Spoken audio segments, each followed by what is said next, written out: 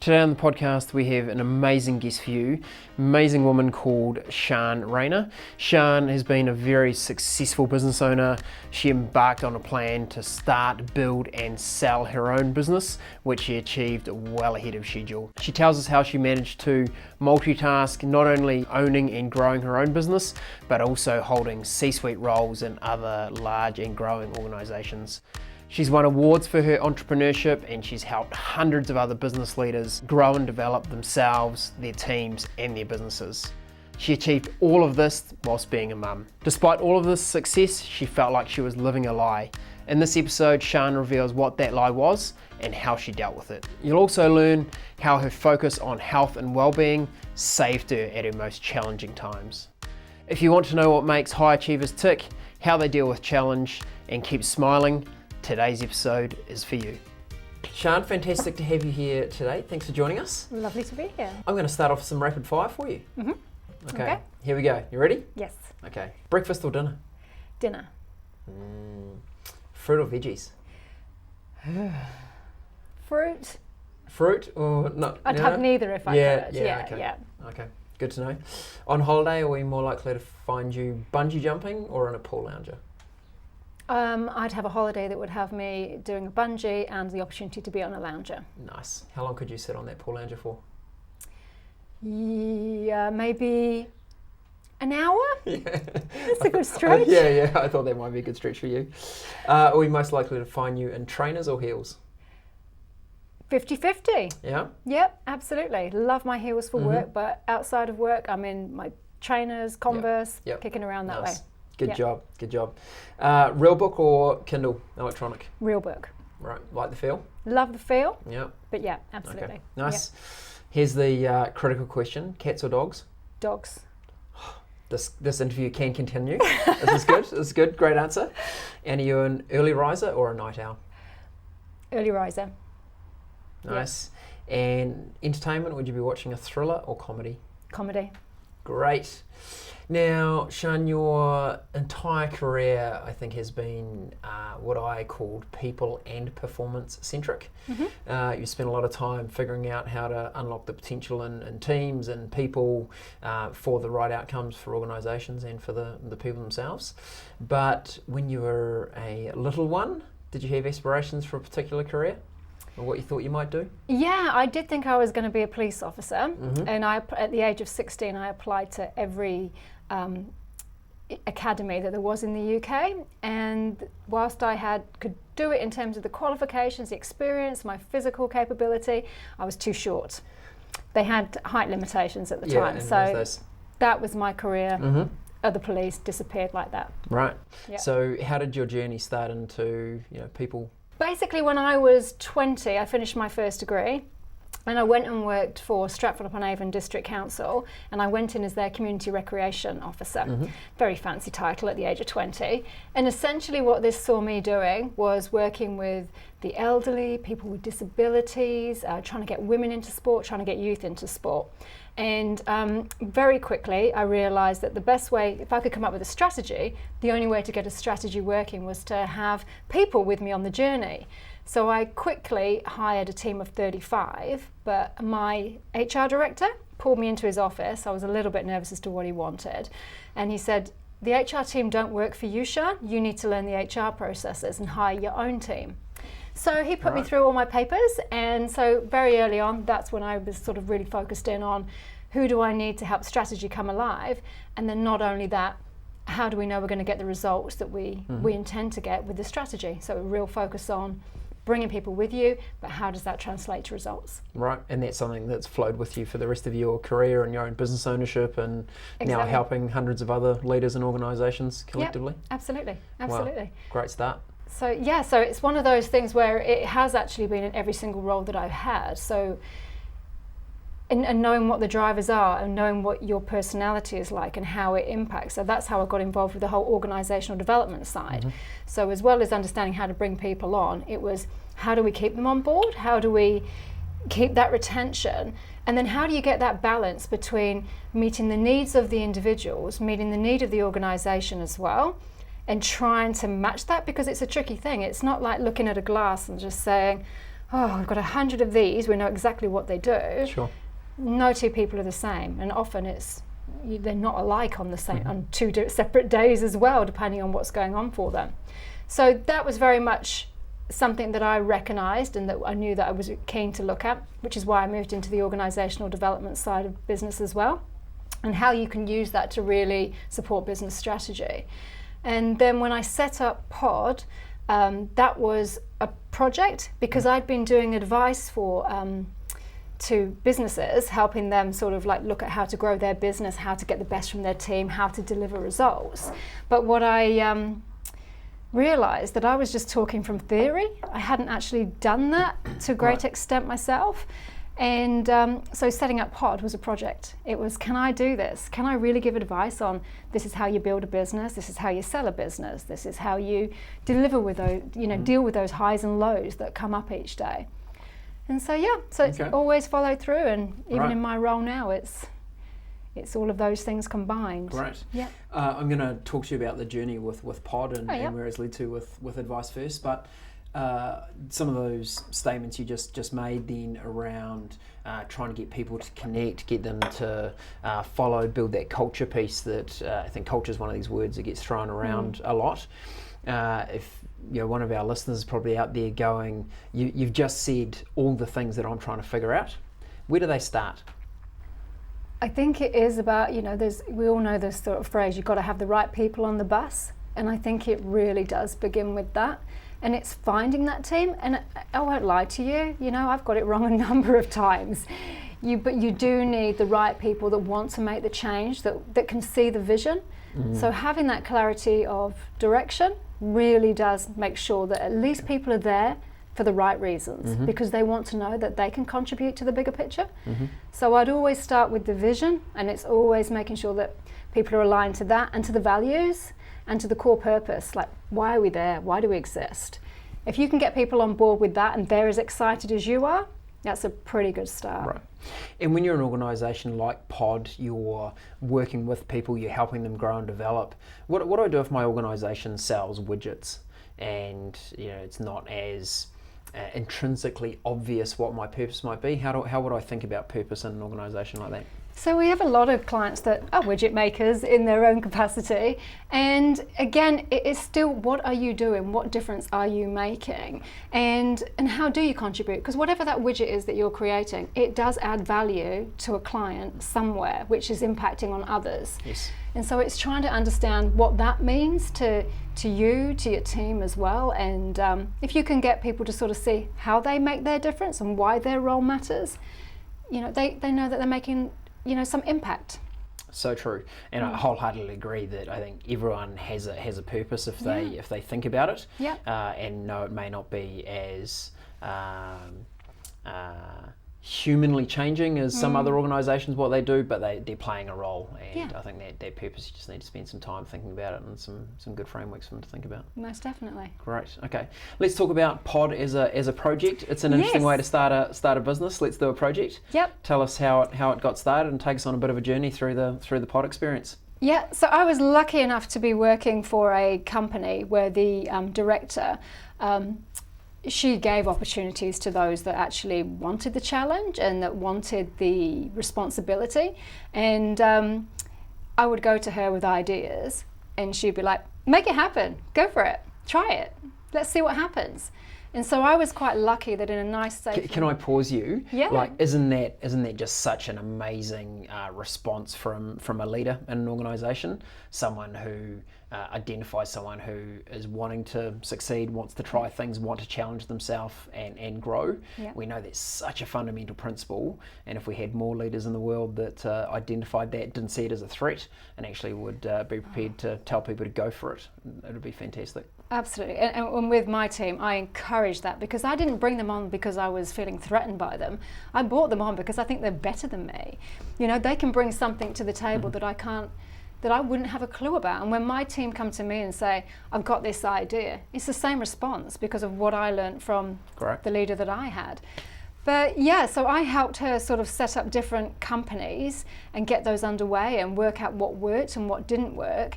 And then when I was on parental leave the second time, I was at that, I'm ready to do this myself. And much to my husband's horror, because it was like walking away from a corporate salary and lifestyle. And I was like, I can do this. And a week after I'd basically resigned, he said, I just need to let you know I've just been made redundant. Great timing, great timing. Great. So this is in 2008. And so... tough time economically. Yeah. So great time. Give us some insights. There's plenty of people that are thinking about leaving their corporate. They may feel like they've got a calling to do something else. They want to lead their own business.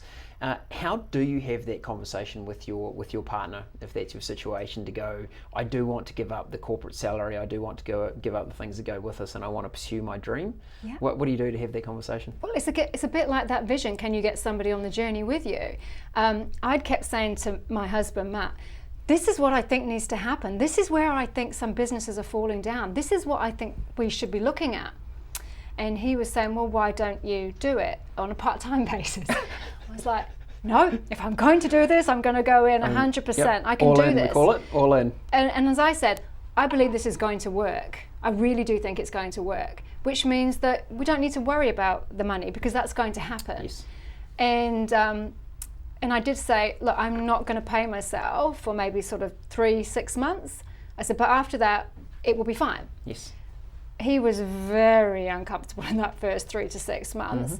But I did. I literally, each month I'd say, this is how we've performed. And literally from the day that I started that business, I had a client. And I knew that I had to make this work. I was going to be behind it, because it's like if you have a goal and you share it with somebody, and I'd shared it with his family, I'd shared it with my family, I was going to make this work. Yeah, failure was no longer an option. It was not an option. And you couldn't quietly sneak away from what you'd said. No. It was like, I've put it out there, I've been bold, I'm going to go for it. Exactly. And there were days when you're thinking, oh, what have I done? It would just be easier for me just to call up my boss and just say, hey, well, this was fun, but now I'm just can I come back? I could have done that, but I loved it from the minute that I started it. And so I think you're talking there a bit about resilience, right? Of going, looking from the outside, we see lots of business owners that appear very successful, and people from the outside can go, oh, you're so lucky, you've built this. Hey, look, there is times of challenge in every business owner's life. What was it that resilience for you? How did you feed that resilience, and how did you survive? Yeah, so resilience and having that grit and perseverance, it was every day. It's like, stick with the routine, stick with the plan. I mean, and as a strategist, I had a plan. And there are days when you think, oh, it's not 100% quite in the direction, but I knew that detours were going to be essential. Sure. But I knew that if I stuck with the plan, that I would get to where we needed to be. And which is why in the first year, what I wanted to achieve in the first year, I'd achieved in the first 3 months. It did help that I was an insomniac.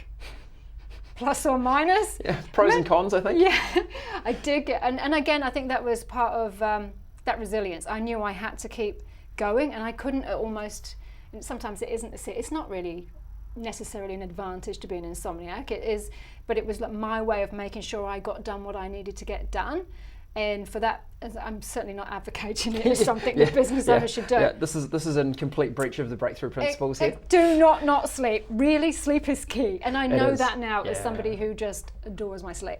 But at the time, it was, I need to do these certain things. And I would work, and I just got a newborn baby. So given that she was up every night, I was like, oh, she's awake. Right, I'll just do some work quickly. Between fleeting slots, I'll get the next part of the plan done. That's it. And so I knew that we were just going the right direction. And as clients started to come on board, as the learning that I was doing to make sure that I was doing the right thing, I was constantly on courses and constantly looking for who'd done what I'd done, who could I learn from. Because most of what I do is based on what other people have basically instilled in me. Of course. And, I think that for leaders, that understanding that you don't have to figure all this stuff out for yourself. There are actually other people out there that have the ideas, they've done the research projects, they've tried it in organisations. It's, and we're in a, I'm going to sound really old now, we're in an age where the access to that information is literally at our fingertips. Yeah. And previously it wasn't. So you don't have to figure it all out. You don't have to reinvent the wheel all the time. No, and you don't. And if somebody's done it and you can take the learnings from that, I mean, that's what we do as business advisors and coaches. We want to help people sort of learn from what we've experienced as well, and how to take a few shortcuts so that they don't have some of the challenges. Absolutely. but still take some learning. Yeah. Okay. So how did you see that support maybe shift with Matt as the business grew, as Pod took off, as you were hitting those milestones? I think you said you did your 12-month target in 3 months. Yep. Pretty epic. Yeah. Yep. What was the change in comfort with him as you started to nail those objectives? I'd like to say it was two things probably. One, it was the money coming in the door, made him feel much happier, and two, it was probably I relaxed a bit more as well, so that he knew that I was okay, and if he could think that I was okay and that this was going to work, it was going to be all right for us. We were going to get through it. And now he always says that it's Sharn had a plan and I knew that we just had to follow her plan, Yeah, the old 100% plan. I knew it was going to work all along. Absolutely. Yeah, I never questioned it. Yeah, exactly. You did. But I mean, it's good to be challenged, because that makes you really think about, is what I'm doing the right thing to do right now? Yeah. Okay. So tell us more about how Pod evolved. So what was your focus with Pod when you first began? So when I started, it was twofold. So I was doing the strategy side, but really knew that without the HR side, it just wasn't going to work. And I'd come from that space of being, yes, I'd done strategy, which is what I started in, but then I'd done all the HR side, and it was just bringing the two together. So initially, I was working with business owners saying, what is it around the people side that you need to help you deliver your goals? What are the goals that you're looking at? What does that mean across the different functional areas? And then I would, work out what it is that we need to be doing with the people side. And so that was the initial focus. And then as we grew, it was, that's when all the wheels fall off when you're a small business, because you're bringing on a team, they're doing the delivery, but you're out there you're trying to run the business, but at the same time you're trying to be business development manager, you're the finance person, you're writing up operational processes as you go along, and so there's so much going on. Your marketing, your sales, your own HR, exactly. your everything. You're doing everything. So that's in that early days, it's almost like when you get in that sort of 4 to 5, getting up to that sort of team, it's probably the harder thing. And then the next evolution for me was like, somebody needs to do the people side, because if I'm out there doing the business development, we need somebody that can look after the team. And then it's trying to find those that can do that and making sure that the business can fund it, because when you start bringing in roles that are not billable, yes, you need to make sure that can keep on working. But good motivator, gets you outside doing the business development. So and gives you the capacity to go and focus on that as well. Absolutely. So you go, yes, this person's now internal, they're not billable, but my ability to go out and generate revenue, if that's your genius, just goes through the roof. And it's opportunity cost. It's and I did that analysis with every role that I brought on board. If I bring somebody else on, what does that free me up to do? What does that mean in terms of our growth and our projections and where we want to go and looking after clients? So that was really good. So I basically worked backwards in terms of which roles didn't I want to do for the long term. So it was like admin, because I'm really bad at it. Number 2, it was like, okay, marketing, well, I'm making it up. It's great that we're getting clients on board, but what else do we do? And I just started moving through until it was, I could be moved out of the business, which is, I got to the stage where, I think it's around 2014, 2015 that I moved out of the business. Because other than doing like some consulting work, I was almost like, well, lovely, you all know what you're doing, you don't need me. I had a brilliant general manager in place, and I needed something more. I needed to go and spread my wings as well. And then the business kept continuing to sort of grow and working really well under that. And my role then was around that governance side. So it was about what's happening, where do you need my support, what do we need to change? Yep, brilliant idea, run with that. Maybe hold back on that. So it was more of that sort of conversation with the general manager. And then the next evolution was basically where we were approached about selling Pod, which we had been a few times, but it's about timing, and it's about, is it the right business, and do they share your values, and will the team be fit into the model? And so when the opportunity did come around, it was like, this does look good.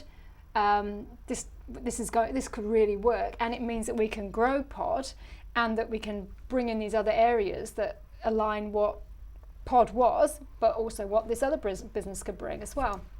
And so then another year on, it's like, Pod is doing all the things that I'd always sort of dreamt about. Fantastic. If you could just fund it yourself, So it is does still have the strategy, it does have the HR, but it does look after the strategic marketing side. We make sure that we're covered in the financial business performance side. It's so it's having experts in each of the areas and bringing on, you know, legal, so that we've got that capacity in-house as well to actually work with clients. So it's really supporting clients as much as they need. Sure. Yeah. Okay. And you talked about values alignment was an important thing for you when you were looking at someone that was looking to acquire Pod. Values, they're an easy thing to say. Do you share my values? Yes or no? How do you really test for values alignment in that kind of environment? It's a really, how do you live them? And I wanted to know how these values were lived, because I know I'm from an HR, you know, background, but it's always, and policies are lovely things to have, as are house rules, but I'm always of the view is, if you can live by the values of an organisation, that should be all you need to worry about. Okay, so if you say we're not good, we're great, what does that mean? If you say we give a damn, what does that mean? How do we see that lived in every day in terms of what you're doing? If you're saying we're out of the box, what does that mean? You know, if we're custom, if we're bespoke in what we do. Everybody should know how to sort of live that. Everybody should know the values. And it's so often you'll talk to business owners and you'll be like, so what are your values? Oh, they don't. I wrote them down on a piece of paper after a workshop 3 years ago. Yeah, and not knowing what they are, you can't be living them, which means that you can't be measuring them, which means that you're not thinking about them when you're recruiting people, or when you're looking at who you actually build in the company, or how you look at performance in the company, or how engaged your team are. They should be part of what makes this culture for you. So true. So yeah, absolute value alignment has to be there. And you know, and if it's not right, if there's not that alignment, there's a complete jarring. The team member won't feel it, or you won't feel it, but it won't work. It won't work for the long term. And that's when you'll have like office politics and disruption and people just thinking that they are words. That's when they just become words on a piece of paper. And low engagement, people coming to work for the sake of coming to work, not believing in the purpose of the organisation anymore, not living the values day to day, just simply not being engaged. That's exactly it. And that is going to impact on the performance of the business and its sustainability into the future. So I really believe that you need to have values and that you need to live by them. And I'll call anybody on them as well. It's like, if I don't think that anyone in the senior leadership team or anybody in the team is living the values, I'll call it, because they're fundamental. Oh, they are. Yeah. Wholeheartedly agree. Yeah. Wholeheartedly agree. So tell us, you know, business ownership does come with challenge. What's one of the most challenging times you had when you were at Pod? The most challenging time would have been in 2012. And so you're now 4 years deep? Three to 4 years deep into the business. Right. Yeah, you've grown. You've got a bit of a team around you. That's right. Lots of customers happening. And it was all really growing, but I knew I needed to bring somebody else into the team, and I did something that I knew I shouldn't have done. And it was basically, we had so much work going on, and I needed to find somebody right for the team. And I'm a stickler about, you want to bring the right people into the business, and if you bring somebody in, you bring them in because they've got potential, and it's as a manager, it's up to you to help build that. You shouldn't just go, oh, they're really rubbish, and you know, it's all about them, and get them out of the business. It's not about that. So I take it very seriously. And I really needed somebody. And my husband said, I'm not blaming him for this, but he said, if they've got the skills and the capability to do it, why don't you just hire the next person that comes in that can do those things? And I said, it's not about that. It's, do they have the values? Are they going to fit into our team? And I brought somebody in, and the next person that came in, I think I had my most stubborn nature on. And I was like, right, this lady can do what I need, but I have a feeling she's going to be a complete nightmare. And it's so challenging because you've got a empty seat. The responsibility for that person or that capacity not being there tends to fall on you as an owner. You know it's constraining you from getting to other things. So you're like, oh, I just really want to get somebody in that seat. And that exact scenario, you know it's not quite right, but you're like, I need someone. Yeah. And you know what's that? There's something saying it's always better to have an empty seat than a bad hire. But that's I know that. And you've probably preached it to 100 clients. Yep. And I knew, my gut was screaming at me, don't do this. And I brought her on board, and at the same time we were doing these, I was trying to I was like trying to do every role in the business. So I was stretched, and I knew the team was stretched. And we were entering into these awards for business awards, because I was like, I need some more support. I need to know what other people are doing. I need some benchmarking, and I want the coaching that comes with this to help you understand. So we did the applications for the awards, and I've got this employee that is stirring the pot and challenging things, but she's very good at her job when she's in front of clients. And we eventually got to the day of the awards, and she was still in her trial period, and she literally said, I just want to let you know, I already had a job when I came in to work with you, and this was just to sort of fill my time, and but I want you to pay, because I want you to pay me out my notice period of 1 month. And you don't want to say, I wanted to jump across the table and strangle the woman. I think that would have been an appropriate response. But I was like, this is the night. I've got the awards this night, okay? And that comes back to values, right? Yeah. So misaligned with how you operate as a person and as a business, to go, I'm just going to use you as a filler until my next job, and then I'll take what I can get. But I was mortified, because it hit me every, like, it's like, this is my business, and it's, what are you saying and what are you doing, and the disruption. And I was just cool, calm and collected, but my thoughts were quite different. And I walked and I was just like, you can leave now. You can leave now. But I was screaming inside.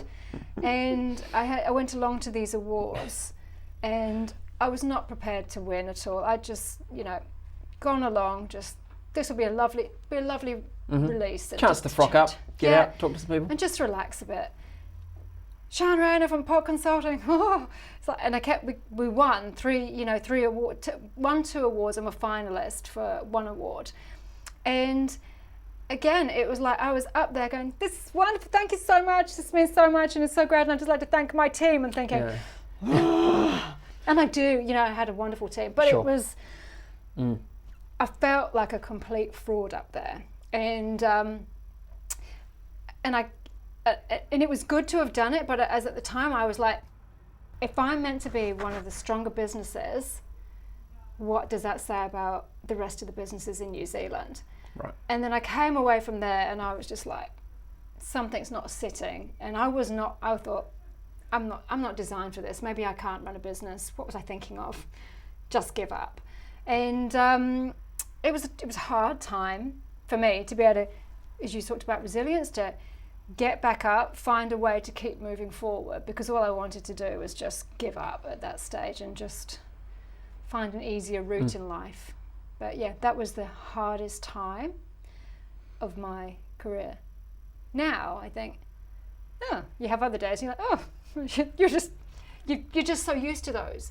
It's like when I work with clients, often I'll say to them, when you have these situations happen, and it's the first one that feels like so monumental to you, you just think, I can't go through that again. I absolutely can't. But over the years, you have things that happen that are bumps in the road that you're just like, that didn't go so well, or could have done things differently. Another great learning experience. They are, but they are learning experiences. And you get back on the road and you learn from them. And And I think our psyche, and I think it's even more prolific in New Zealand, is we don't embrace failure. No. We don't see it as a learning opportunity. We're very scared to talk about when things have failed. We try to kind of keep it on the down low. Conversely, I've seen, and I'm mass generalizing here, but American culture and a lot of, particularly in business and tech industry, they're like, unless you've failed a few times, you don't have enough scars to come in and have credibility at the table, because you haven't tried enough stuff.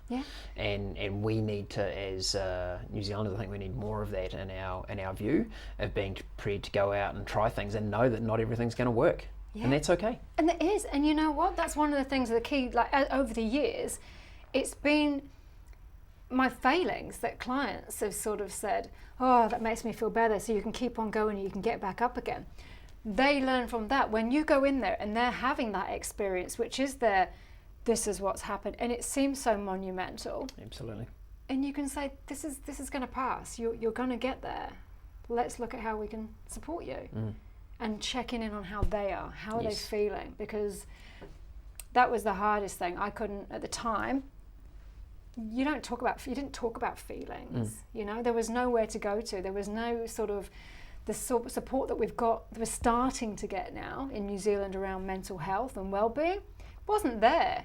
You just had to sort of suck it up and just suck hope it up, that princess, you can get on get with through it. it. Yeah. All that rubbish. And keep like, all is fine, all is well. And I think the pressure that puts on an individual of keeping up a facade of, you know, everything's rosy, it's all successful, I'm crushing it, it's all good. And then the personal toll of keeping that facade up is huge. No, I couldn't agree more. And so with now benefit of hindsight, if you were back in a similar situation to that again, what would you do differently? I think I would have probably opened up more to my mentors and my coaches. But then I say that, I don't know how they'd have responded back then. I think it does feel different now, because I would go to my mentoring meetings and my coaching sessions and I'd be like, everything's great, this is where we are, and yay, we just won 3 awards, isn't this fantastic? Yeah. And look, the financial results are doing really well. And did anyone ask you, Sharn, how are you doing? No. And you know, and Matt was brilliant, you know, but he couldn't fix it or know where I was coming from, and so I just would bury myself. But it's not what I ever advocate for clients now. I would always, there's never a meeting that I don't go into and like, so how are you really? What's going on? Not the standard response, not the it's all good, I'm just a bit busy. That one. Let's talk about what's really going on in your heart. Exactly. See what's happening. And what is their body telling you? What is their language telling you? You know this. What is your energy saying? Because it gives you so much more insight than just what's written on a P&L. And my biggest breakthroughs, pun intended, with clients have always been at that personal connection level.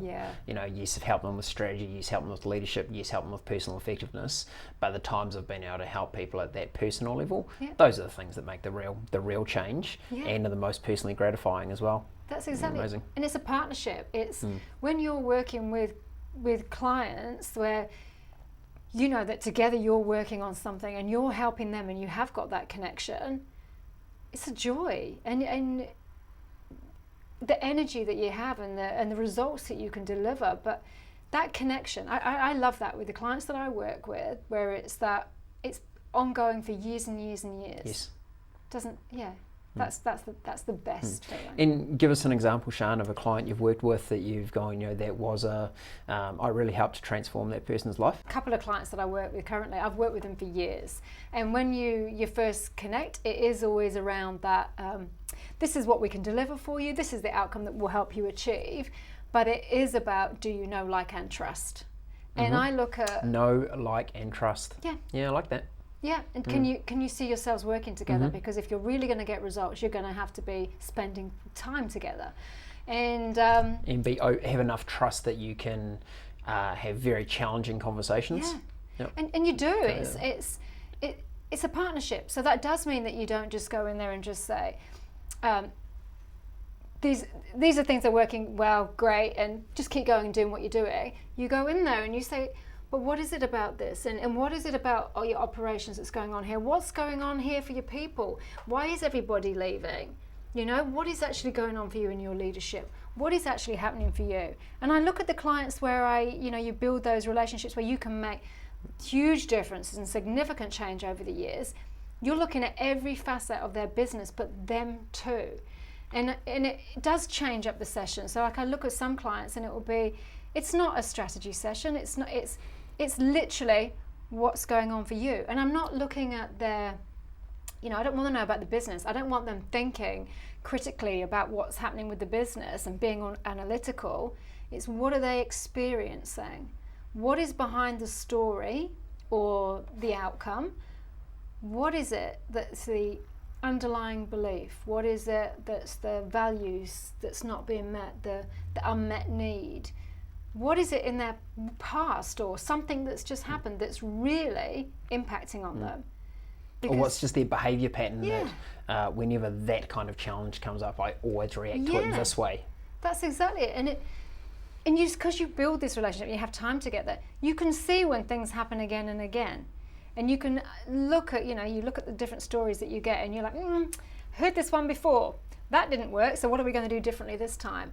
And so give us a couple of examples, Sharn, of people you've worked with and how you've helped. I'll give you 2 examples. So one is a client that I work with. When I went in there, they had a family business, and it was already doing exceptionally well. It's already was in probably the top 3 in terms of what they do in their industry in New Zealand. And it's an independent company as opposed to all the other companies in their field are owned by corporates. Right. And multi-generation family involved in the business? Yeah, absolutely. Yep. So you've got the husband and wife, and then you've got the kids and their partners as well.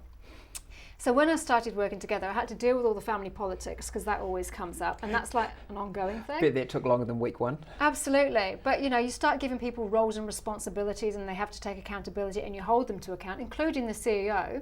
And when it's like, that's not appropriate behaviour, you can really look at that. But when we moved through each area of the business, we were able to make the changes. We had to sort of say to one of the family, well, sorry, it's not really working out here. That's an awkward conversation. Sure.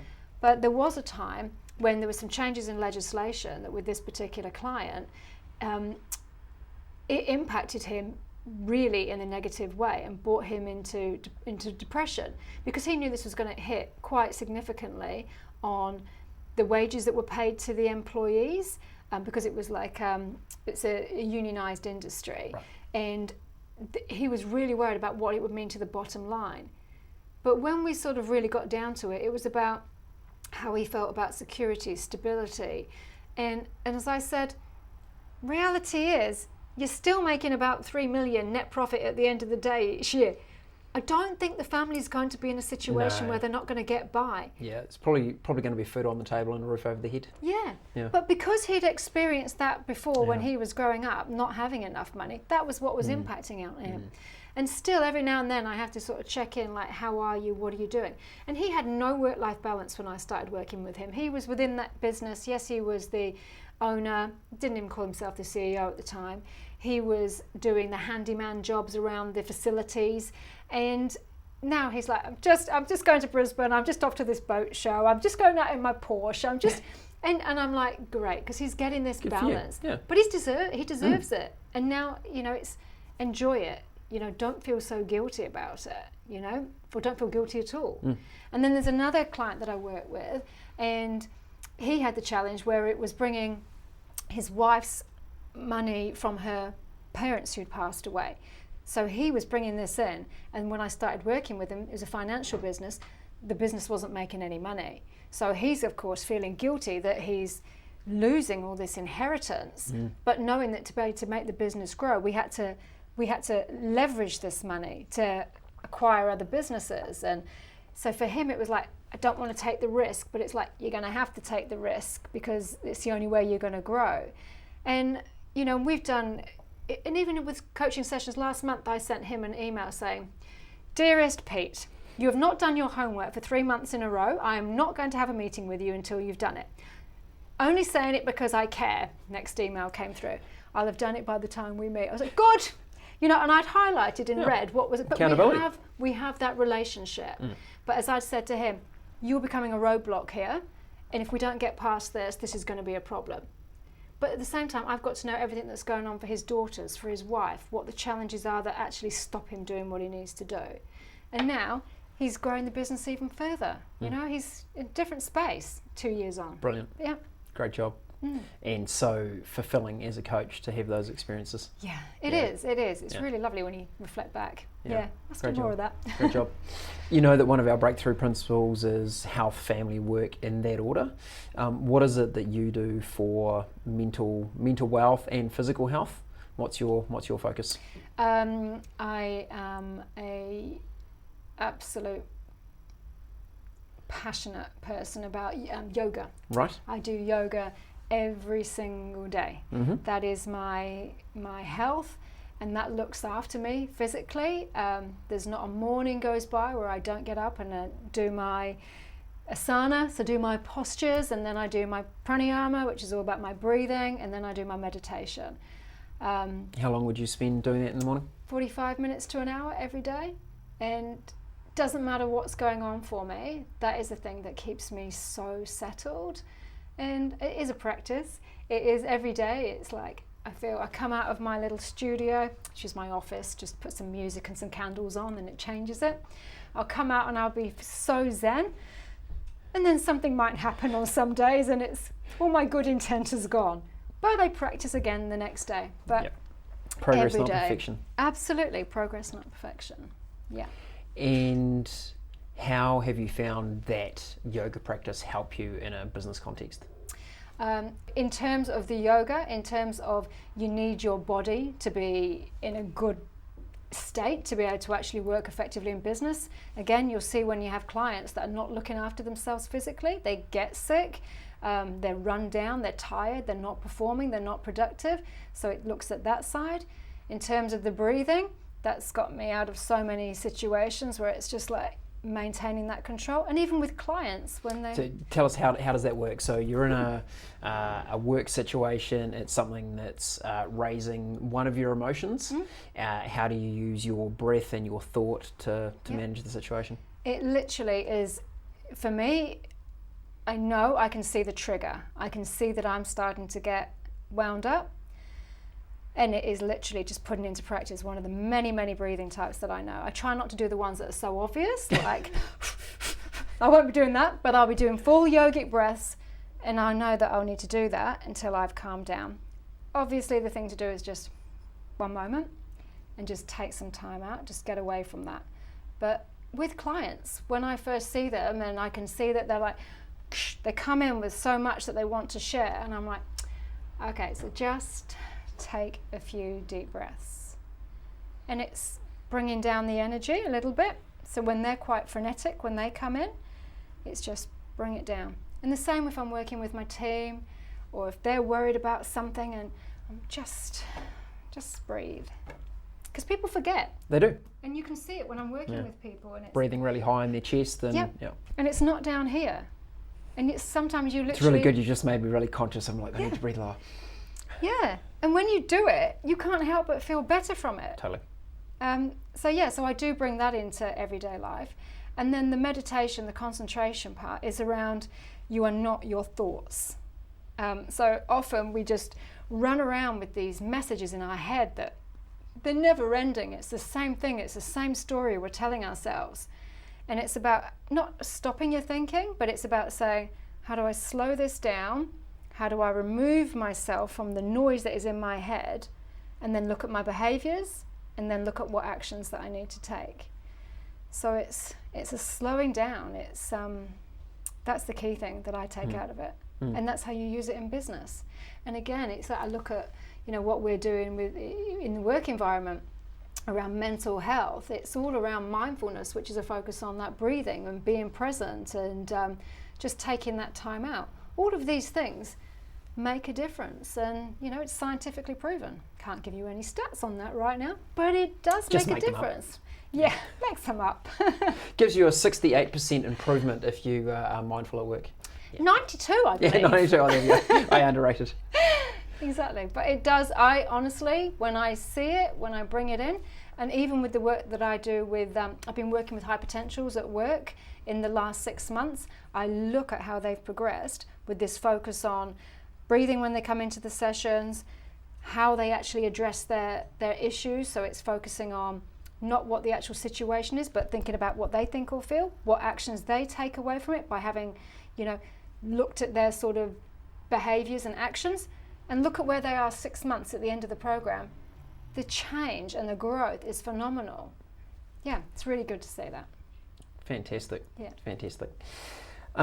We think not a lot matters in life, but what matters a lot. What matters to you? Family. Family really matters to me. Number one, in terms of what matters to me. Health, absolutely. Family, friends, health. You can pretty much get by as long as you're doing the good things within what you do at work or whatever. You can always work to your means, whatever you're doing. But family first, health, then you should be fine. Yep. Yeah. If you haven't got a health problem, you haven't got a problem. as they say. Yeah. Yeah, so true. Yeah, and do what you can to manage that. I mean, a lot of people have real struggles, but what can you do to support yourself or get others to support you? And your insight around, taking some breaths, stopping, there is no doubt that if you have proper training in that, you're going to be better. But actually, just as a place to start, if you're on the start of your journey, spend a few minutes a day without the phone, without the TV, without the distraction. Take a few deep breaths, calm your mind down a little bit. It's a great place to start, right? And absolutely, because so many people are uncomfortable. I mean, I challenge people. It's like, just drive to work without putting the stereo on and turn your phone off. Yep. But I'm driving. If you're currently listening to this podcast while driving, please keep listening and do it on the way home. Absolutely, try it on the way home. Absolutely. But I do think that a lot of people don't know what to do with themselves if they aren't attached to technology, to emails, to trying to fix things. Totally. And we observe with so many clients, they see that next stage or change they'd like to make, they see it as this really, really big thing. So they go, I want to get fitter, but I need to go and find the perfect gym, and I need to find exactly the right thing, and I need. It's like, go for a walk for 10 minutes. Yes. It doesn't have to be a big deal. If you want to get into meditation because you have heard people talking about the science and the benefits of doing it, you actually don't have to go and do a meditation course. Like, sit down and breathe for 5 minutes. That is meditation. Yes, you can evolve, you can get better, but stop making these changes you want to make such a big deal. Just start. Take a small step. Yeah, I couldn't agree more, because it is incremental change that gets you to where you need to be. It doesn't need to be massive steps that suddenly, like, oh, I did this and my life was transformed. It's unlikely to happen. But if you just take those gradual steps, you don't feel like you're going to put yourself into a situation where you're not going to make progress. If you just say, I'm going to go for a 10-minute walk today, and you don't make it the next day, no big deal. Don't beat yourself up about it. Let it go. But then try again the next day until something becomes a habit. I did yoga sporadically for 20 years, It's only in the last 8 months that I've done it every single day. And now it's a habit. Wow. That I think is a positive one for me. Yeah, hugely positive. And if you were to give your 20-year-old self some advice? AdviceFirst advice, maybe? Oh, what advice would you give? What would I give? I'd want myself to let it go when I was younger. I was A-type personality, wanted to sort of like achieve everything by the time I was sort of 25, 30, And it's like, just relax, Sharn. You'll get there, but you might have had more fun on the way if life wasn't so serious. And I don't work weekends, just don't do it. So I hope not everybody's listening, but I do not do it at all as out of principle. I've used to work every weekend, every night, through the night, but I won't do it. But it was a practice that I started really early. Like, I'll just keep working. This is what gets me promotions and gets me growth. I would have, I think sometimes you can achieve so much more by just having that balance in life. I think that what I achieve now, because of the breaks, because of the balance, because of the time out, it's so much better quality than working around the clock. And we find with clients, when they get their head around not trying to work every day, it's actually the mindset of, how do I solve this challenge I've got in front of me without using my time? Because when you just go, I solve everything by working all the time and doing it myself, that is the only way anything gets solved. When you start going, I flatly refuse to solve this challenge with my time. How could I do it? How could we do it differently? There is a world of possibility. That's exactly it, which takes you back down to collaboration, team working. Leverage. Again, it comes that back down to, you can create a great culture, all working together with the same vision, working with your values to achieve what you need to achieve, and the load is shared. And the result is always going to be better than one person trying to come up with every idea and every solution. So true. So it takes the pressure off, and then you can all have time out. Indeed. And we've got some business leaders no doubt listening today, and they're going, what you're saying, Sharn, it really resonates with me. I like the mindfulness, getting my team aligned, maybe calming our work environment down. How could they get started? Where should they start with that? Yep, so some of the practices that we're doing at the moment is introducing mindfulness into the workplace. You only need an hour to get people started and get them thinking about it. And one of the things that we really advocate is flexible working as well. So it's like working when you're at your best as well. So our team have days where they just work at home because it slows down your mind. You're not already having to compete with the fact that you've driven to work and things like that, and you've dealt with traffic for an hour and come in all flustered. So we do practices like that. We get our team to sort of think about, they own what they do in terms of the way that they work. They know what they have to achieve, but how they get there, so long as it's legal and the customers are happy, I'm pretty open to it. Fantastic. And I think that's the essence of flexibility, right? Flexibility is not making everyone do something and calling it flexibility. Yeah. It's about going, we're really clear on the outcomes we're trying to achieve here. We want the right outcomes for our clients and for the organisation, but how we get there, I'm devolving that responsibility to you to figure out. That's exactly it. And you just set a few, like, this is what we need to, as you say, the outcomes, this is what we need. And then you work it out. I don't want to be thinking about what time people have to pick up their kids or what they need to do. It's just do it. But just please make sure that the clients feel loved and you get the right results. Yep. They are superb approaches. And we've worked with you on the active management program, and collectively we do think about that as mindfulness at work. And many people will be going, oh, what's all this mindfulness at work? Do I need to wear my yoga pants to work now? And it's not that. No. Mindfulness is as simple as going, before you start your next task, stop and think. Yeah.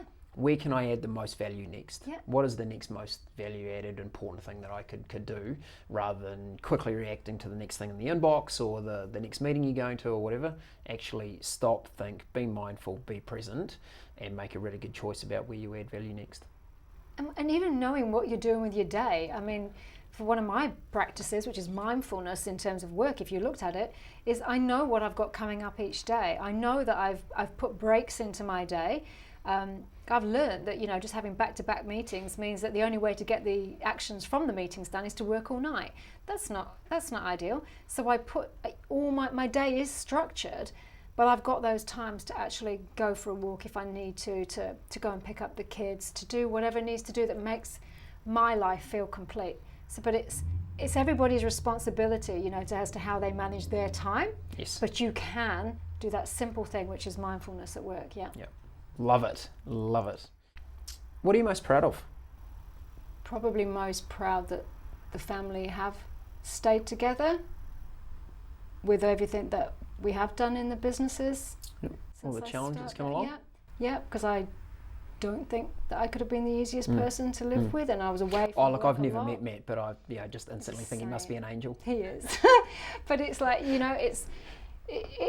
it's a lot to ask of a family when you're not there for many years, or you're out and about, and and I look at how everybody's turned out, and we have our challenges. It's not a perfect family, but it's we're together, and we're enjoying now what we've achieved. We've come out the other end, and it's paid off, and it is really quality time. So I just love now that all my time outside of work is when I'm not being an Uber driver to my kids. It is quality time. Yeah. Yes, solid connection on that one. And the worst thing is it's an unpaid Uber driver as well. Exactly. Yeah, exactly. It goes with the territory, right? Yeah. Goes with the territory. And if you could have one business superpower, any superpower, you can instantly wave your magic Sharn wand and that will happen. What would your business superpower be? It would be stop bickering of adults in offices.